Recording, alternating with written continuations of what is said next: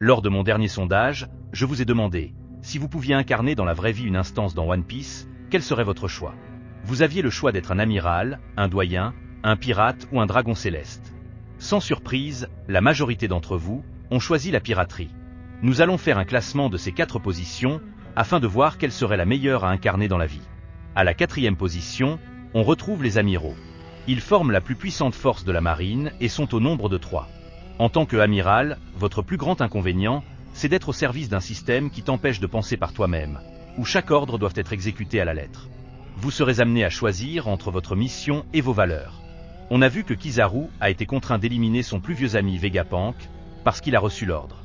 Incarner un amiral, c'est opter pour la puissance au service d'une justice corrompue, favorisant que ceux qui pourront l'acheter. À la 3e position, on retrouve les doyens. Maintenant que votre statut a évolué, vous rentrez dans un cercle restreint où vous et vos 4 autres compagnons décident de l'avenir du monde. Chacun spécialisé dans un domaine, et tout au-dessus se trouve votre chef, dont seul vous connaissez l'existence. Vous avez à votre disposition l'armée la plus puissante au monde. Vous êtes gracié de l'immortalité, après avoir signé un accord avec votre chef. Seul lui possède le pouvoir de vous ôter la vie. Vous allez donc consacrer votre existence à servir une cause que vous jugez noble et façonner le monde à votre image. Vous pourrez intervenir sur tous les territoires, du moment où ça arrange vos intérêts. Être un doyen dans la vraie vie, c'est comme être président de la plus grande puissance mondiale, et faire partie d'un secte qui se réunit pour décider de l'avenir du monde. À la 2e position, on retrouve les dragons célestes.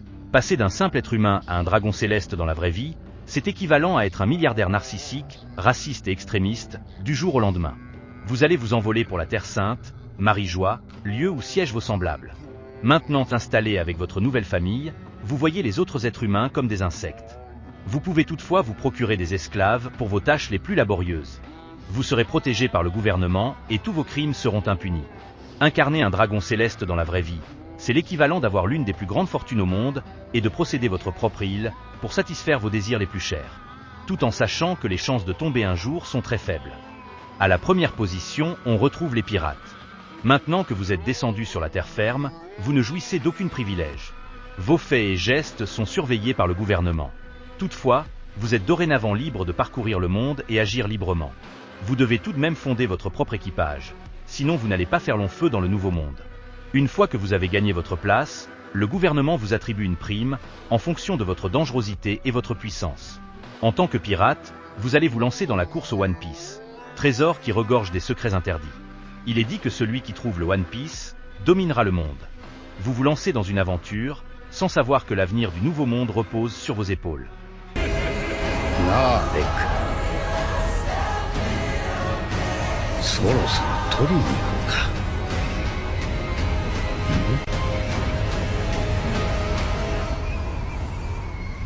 One Piece.